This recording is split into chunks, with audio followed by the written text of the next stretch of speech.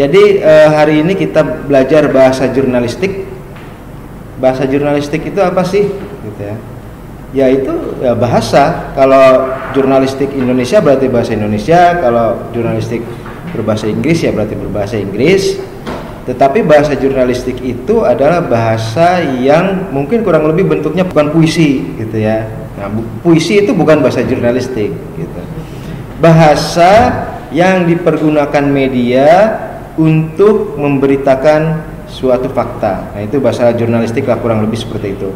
Baik itu straight news, berita langsung ya, baik yang hard news atau yang soft news, baik itu investigation news atau opinion news atau deep news, itu semua memakai bahasa jurnalistik ya. Bahasa di media massa tentang suatu berita, intinya itu bahasa jurnalistik gitu ya. Jadi kalau puisinya Sapardi Djoko Damono ya kan, Hujan di Bulan Juni misalnya, itu bukan bahasa jurnalistik gitu. Itu bahasa puisi. Kemudian tadi bahasa jurnalistik itu harus singkat padat ya, tidak ngalor ngidul ya. Bahasa jurnalistik kalau misalnya memberitakan katakanlah kejadian wabah gitu, tidak usah ngalor ngidul ada cerita tentang apa gitu ya, tidak gitu. Ceritakan saja straight news langsung gitu ya. Apa yang terjadi, kapan, di mana gitu ya. Itu 5W1H itu yang jadi pegangan.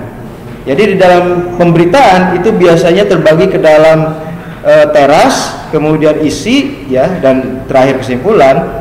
Nah, teras itu 5W1H saja gitu.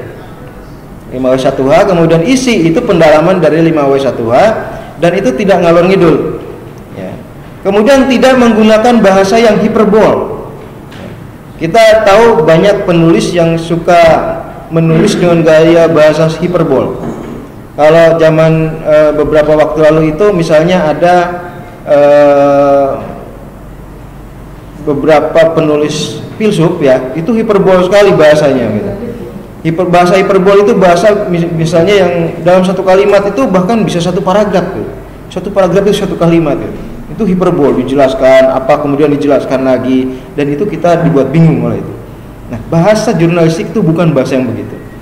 Bahasa jurnalistik itu pendek-pendek saja, singkat-singkat, kira-kira satu kalimat itu 7-8 kata gitu ya, seperti yang saya tugaskan di tugas mingguan, pendek-pendek dan tidak ada yang hiperbol ya, tidak ada yang ngawang-ngawang gitu bahasanya gitu ya. Kalau Anda baca buku-buku Heidegger misalnya, itu hiperbol sekali ya. Kalau di Indonesia misalnya ada Doni Gahral Ardian, itu kalau menulis enak dibaca, tetapi memang hiperbol ya. Sangat mungkin itu ada sisi puitisnya gitu, ada sisi dia ingin memperlihatkan kompleksitas bahasanya gitu. Justru itu yang harus dihindari oleh seorang wartawan dalam membuat berita gitu. Kemudian bahasa jurnalistik juga harus ada sesuatu yang menarik. Yang menarik itu misalnya novelty ya. Novelty itu kebaruan gitu. Kalau misalnya berita itu continuous news gitu ya, berita yang bersambung, maka setiap berita itu harus ada kebaruannya gitu. Tidak bisa mengulang sepenuhnya berita kemarin gitu ya, tapi harus ada yang baru di hari ini tuh apa. Nah, itu hal yang menarik itu di situ, hal barunya gitu. Karena pembaca itu mencari hal baru gitu ya. Karena tidak boleh misalnya satu berita itu hanya mengulang-ulang saja berita yang itu, nanti akan usang gitu. Kemudian juga suatu berita itu tidak sumir ya. Bahasa-bahasa yang sumir itu sebaiknya dihindari gitu ya. Bahasa-bahasa yang sumir itu sebaiknya dihindari karena nanti akan memunculkan kebingungan gitu ya.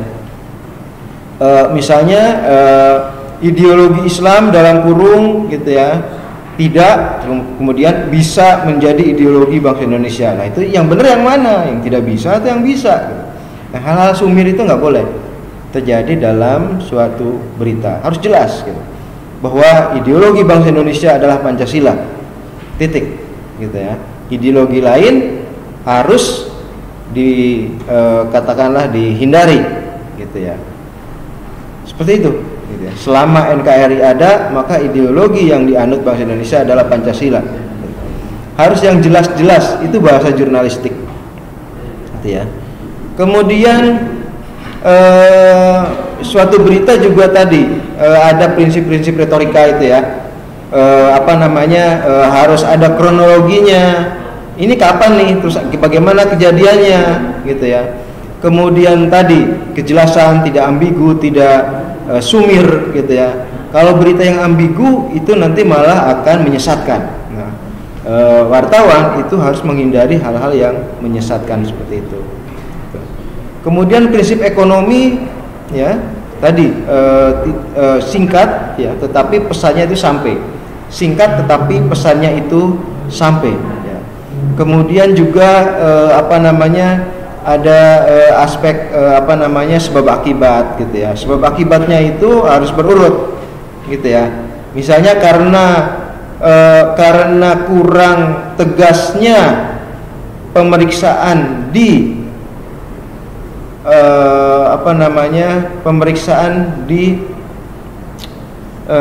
istilahnya kalau keluar masuk orang dari luar negeri itu ya. Karena kurang ketatnya pemeriksaan di desnya itu, gitu ya, maka flu atau virus corona kemudian masuk dan menyebar di Indonesia. Nah, itu kan sebab akibat, gitu ya. Jadi sebabnya dulu baru akibatnya, gitu. Tidak bisa misalnya virus menyebar di Indonesia, terus apa gitu ya, baru kemudian itu karena kurang ketatnya pemeriksaan di imigrasi, gitu maksudnya, gitu ya, desimigrasi, gitu. Tidak, jadi harus berurutan supaya pembaca itu tidak bingung, gitu ya. Jadi pembaca zaman sekarang itu kan pembaca yang tergesa-gesa, ya. Pembaca yang tergesa-gesa karena memang era digital sekarang, era industri 4.0 sekarang itu era di mana orang semua bergerak cepat. Nah, karena pembacanya itu adalah pembaca yang bergerak cepat, maka berita pun harus bisa dibaca secara cepat. Agar bisa dibaca secara cepat, maka berita harus tadi mudah dimengerti, simple, ya, sebab akibat, gitu. Jadi cepat saja, gitu. Bahkan orang bisa baca di bis, di taksi, di kereta dengan cepat, gitu ya. Jadi jangan menulis berita itu jangan kayak menulis filsafat, ya. Nggak boleh itu. Nanti orang mengkerut dahinya dan gak ngerti, gitu ya. Menulis berita itu harus sangat renyah, ringan, gitu ya, sehingga bisa dikonsumsi sambil lalu, gitu.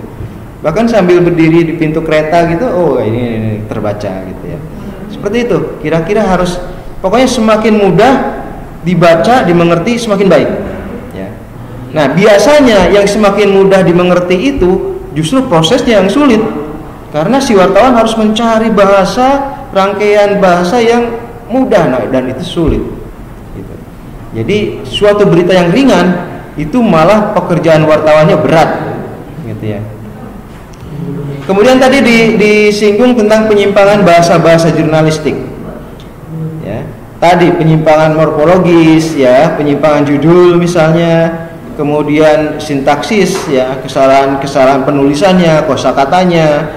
Kemudian kesalahan ejaan, ya, bisa saja misalnya ditulis dalam ejaan Indonesia lama misalnya, itu kan bikin bingung pembaca, gitu. Harusnya tidak seperti itu. Nah, kemudian kesalahan pemenggalan, yaitu bahasa kalau translate lah, kalau bahasa dari antar bahasa, gitu ya. Kalau wartawan mengambil dari bahasa dari luar, gitu. Oke, mungkin itu sekilas. Silakan kalau ada yang tanyakan kepada teman Anda sebelah Pak Rosidin. Tetapi sebelum Anda bertanya, saya ingin Pak Rosidin menjelaskan lebih detail tentang tadi yang terakhir, penyimpangan bahasa jurnalistik itu.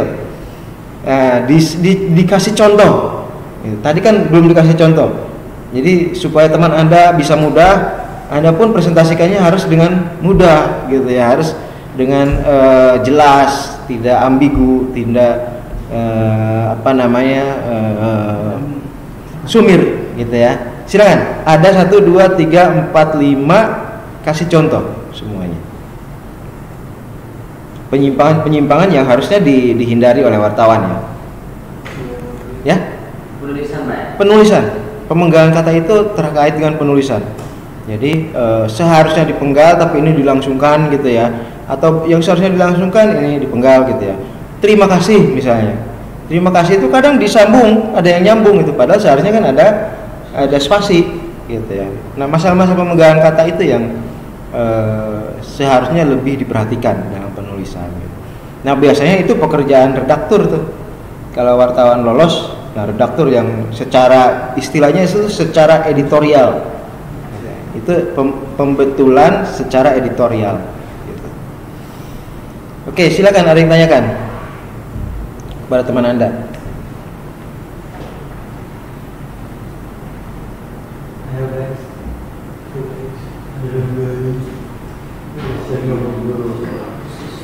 Jadi kesalahan-kesalahan yang seharusnya tidak dilakukan wartawan dalam menulis berita ya. Pertama tadi jangan lupa menambahkan prefix gitu ya. Jangan misalnya menulis polisi tembak mati perampok. Tetapi seharusnya polisi menembak mati perampok gitu ya. Prefix itu jangan dilupakan gitu ya. Kemudian tadi kelengkapan sintaksis ya. Kerajinan kasongan banyak diekspor. Nah, seharusnya kan hasil kerajinan dari daerah Kasongan gitu ya. Jadi lebih jelas gitu. Kemudian tadi bahasa-bahasa yang mungkin hanya bisa dimengerti oleh sebagian orang itu dihindari. Pil pahit gitu ya. Pil pahit bagi pemerintah misalnya. Nah, itu ganti saja dengan bahasa yang lebih jelas, lugas gitu. Karena prinsip jurnalistik adalah lugas, jelas, singkat gitu ya. Tadi itu padat gitu ya. Nah, bahasa-bahasa yang memakai kata-kata yang hiperbol, yang hanya dimengerti sebagian orang itu harus dihindari. Kemudian tadi ejaan ya, jadwal harusnya jadwal gitu ya. Khawatir harusnya pakai K gitu, khawatir gitu ya, bukan khawatir gitu. Kemudian tadi terakhir tentang pemenggalan kata. Terkait dengan awalan berita itu memang 5W1H. Tapi W-nya itu bukan berarti sudah ada ketentuan urutan, tidak. W-nya itu boleh apapun gitu ya. Jadi tidak ada urutan dalam W-nya itu gitu. Cuman memang biasanya yang paling sering itu misalnya what dulu baru yang lain, atau who dulu baru yang lain. Biasanya what dulu, apanya dulu, atau siapanya dulu gitu. Misalnya gini, umat Islam diharapkan tenang dalam menghadapi virus corona, itu kan what-nya dulu. Atau bisa juga Presiden Jokowi menghimbau bahwa rakyat Indonesia menghadapi corona itu tenang gitu. Nah, itu kan who dulu gitu. Jadi bisa what dulu, bisa who dulu, atau yang lain juga nggak apa-apa gitu. Intinya dalam satu paragraf awal itu 5W1H, dan itu pun tidak perlu semua W-nya, 1-2-nya saja gitu ya, cukup gitu. Kalau memang sudah dirasa cukup ya cukup gitu. Tapi biasanya how-nya itu bagaimananya itu selalu ada gitu ya. W-nya itu nggak perlu 5-5-nya gitu. Gitu ya. Oke, saya kira cukup ya. Terima kasih. Assalamualaikum warahmatullahi wabarakatuh.